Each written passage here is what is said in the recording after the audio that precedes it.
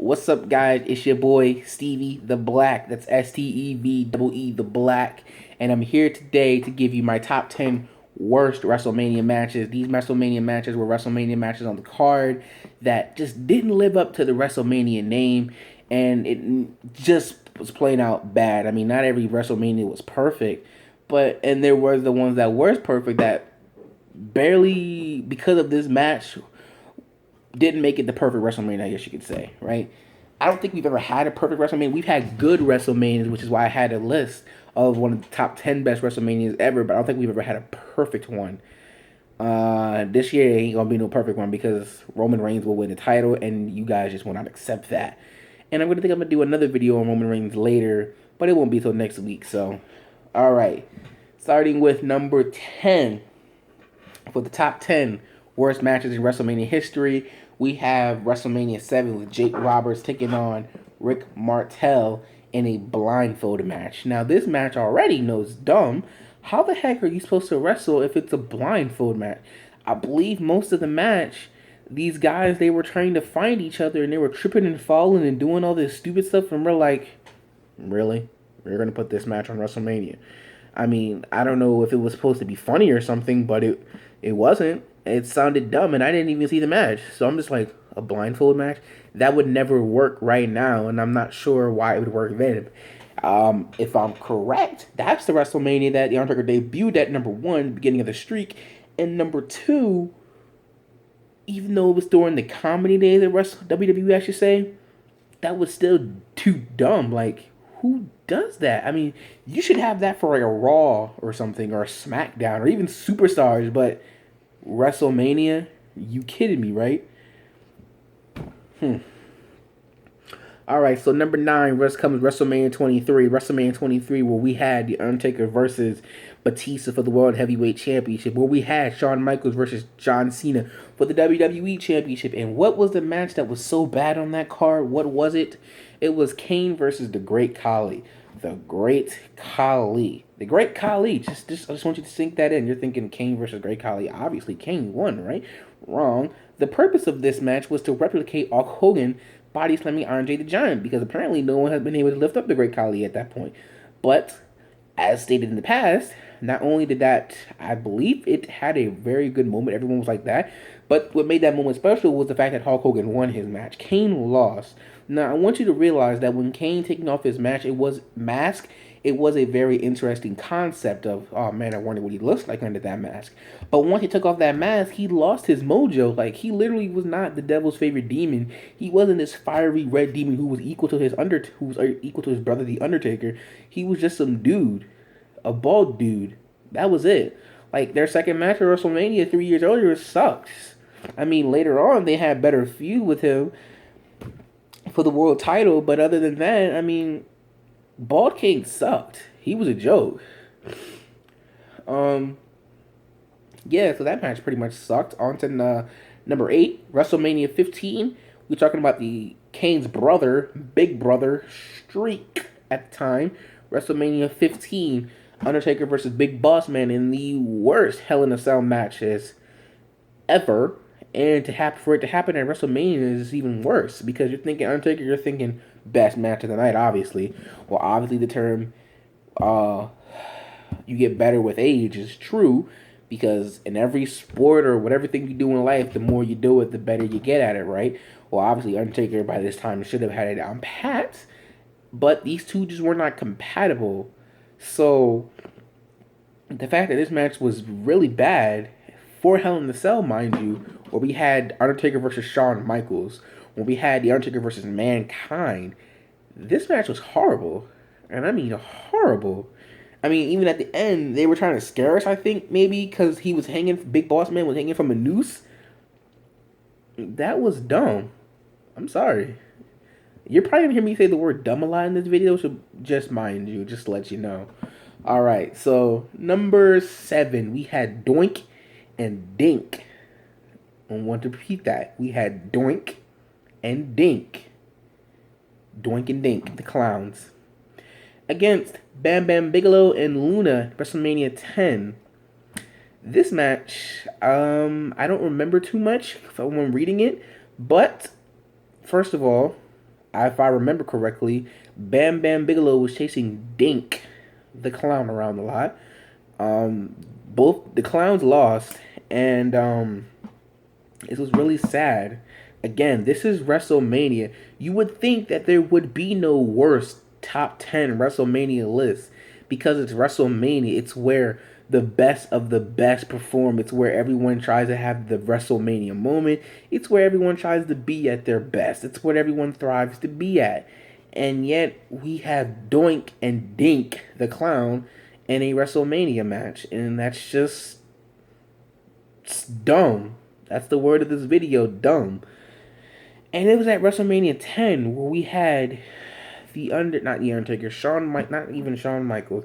It was Bret Hart versus Owen Hart. That's what this match came after. So after everyone saw that match, they're like, phew, WrestleMania getting good, bro. I wonder what's next.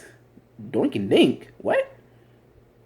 I mean, I guess this is the break match. I mean, I know you got to have a break match because ain't nobody about to sit there for 3 hours or 4 hours or whatever. You know, I guess you got to have a match. I guess that's what the Divas division is now. Sorry, but it's true.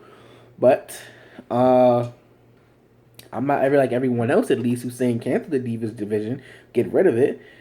I'm not on that train yet. I could be, but not right now. So, WrestleMania 9 for the 6th WrestleMania match.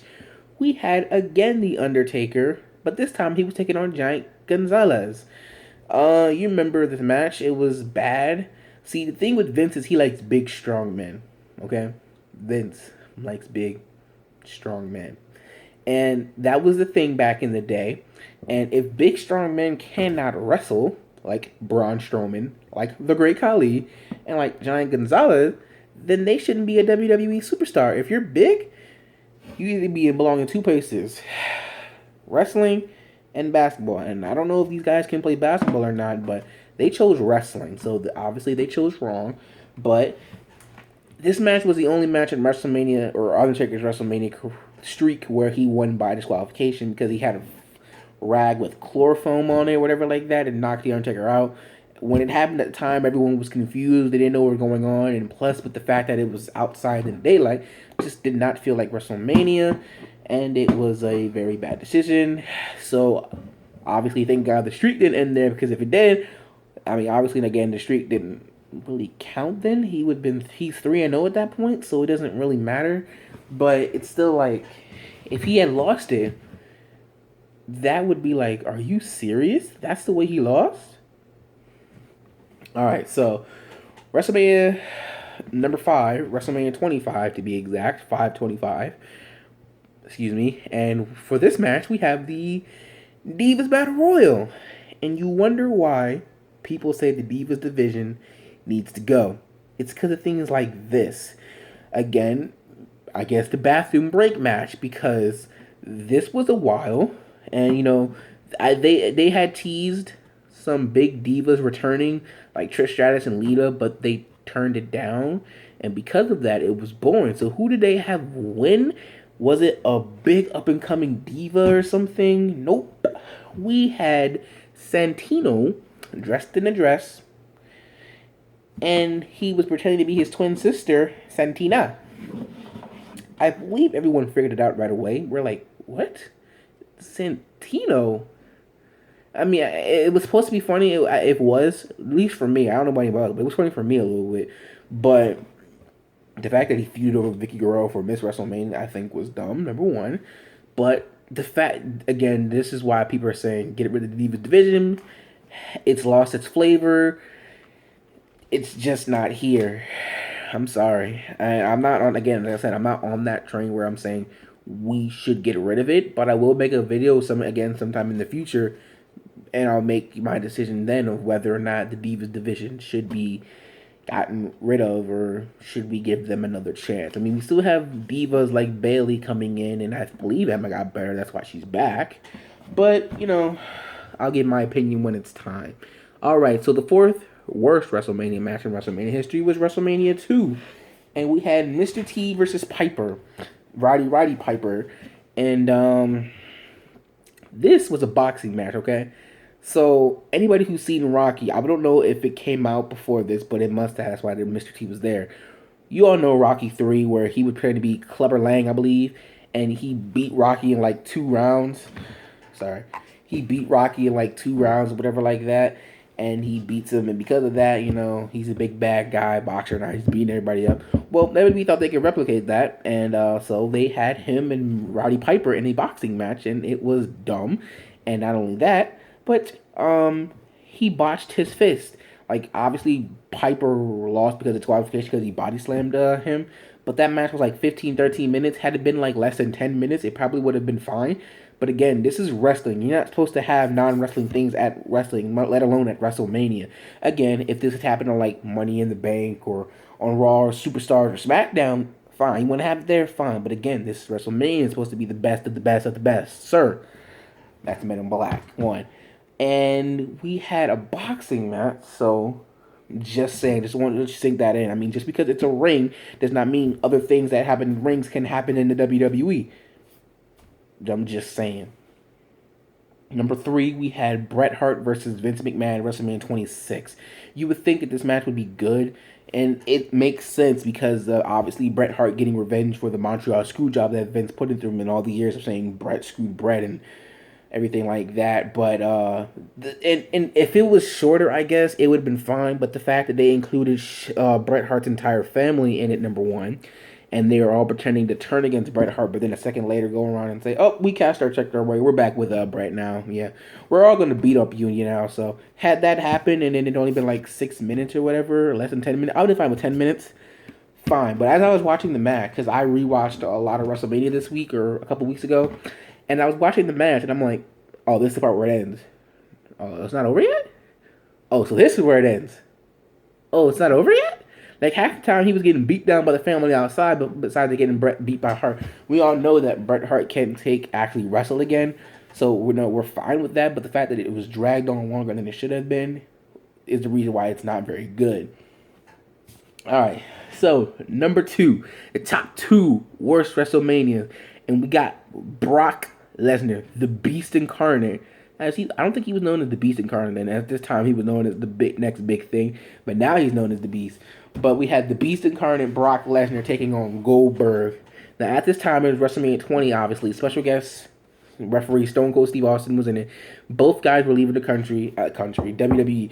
Lesnar was going to the NFL, and Goldberg just didn't want to resign. I think if he had another year, maybe he would have had a better year. But every person that's pretty much come to WWE from WCW, besides Triple H and the Undertaker and Chris Jericho and Chris Benoit and Eddie Guerrero and Booker T, they did not have a good time. Sting, Goldberg, Ric Flair was fine, but they just. But yeah. See, the fact that both of them were leaving and everyone knew that they were leaving, they were booing both of them the whole time. And Goldberg was the face, mind you, but because you got the Texas Rattlesnake in there, that's the only person they were really paying attention to. They were booing, and the fact that they pretty much did not give a good WrestleMania match because it was supposed to be like, oh man, we got this beast of a match right here, man. These two guys, they're gonna go at it. It's gonna be one of the best of all time, and it's ended up sucking because they didn't even wrestle. They circled around each other for like 5 minutes before they actually started wrestling. And by the time they did, it just wasn't good, and the fans went into it and they were booing them. Obviously, both of them got stunned, and that's the part they were cheering the most. And they were only, like I said, they were only cheering for Stone Cold Steve Austin. So, and the number 1 worst WrestleMania match in history is WrestleMania 27, Jerry Lawler versus Michael Cole. My opinion on the fact that we need to have heel announcers and face announcers is just dumb. I personally think it's dumb because I'm thinking you just need to call the match. Why do you need to be a heel or a face? And then as I thought about it, I said, I guess you need to have somebody side with the face and someone who side with the heel. Then you have someone like JBL who's kind of in the middle, an in-betweener, or tweener as we like to call them. And so Bret Hart, Michael Cole and Jerry Lawler's feud have been going on for a while now. I remember this is back when Michael Cole was Mrs. Fanboy, and he cost King the title twice. It would have been cool to see King as a champ, but we all know if he was, Miz could have won it back the next night. At least it'll be champ for one day. He didn't even get that. At least he got a WWE opportunity match. But also the fact that King never had a match at WrestleMania was kind of sad. But okay, he was a commentator. Okay, so you know, have his match against, I don't know, someone who can actually wrestle. Like, but he had his match against Michael Cole. I mean, they took off Daniel Bryan versus Sheamus for a pre-show, which we didn't even see, unless you were there actually, and they put that on the card. If you're gonna have it at WrestleMania, fine, have it in the pre-show because no one will care. I mean, but then again, the pre-show it's meant to pump people up, so that wouldn't have pumped them up at all. But then again, also you can't have Stone Cold Steve Austin in the pre-show, and if you're gonna have Stone Cold Steve Austin be a special guest referee, actually have him a special guest referee that match actually mattered. What would have been cool if he was a special guest referee for Undertaker versus Triple H, even though he has no business being in the match. Okay, fine. At least he would have been something better than Michael Cole versus Jerry Lawler. And the fact that Jerry Lawler didn't even win the match, he lost by disqualification. That makes it worse. So that has been the top 10 worst WrestleManias matches in history. I hope you enjoyed this video. And with that, day 4 is complete. Day 5 is tomorrow. And we are inching ever closer to WrestleMania. So I will see you tomorrow.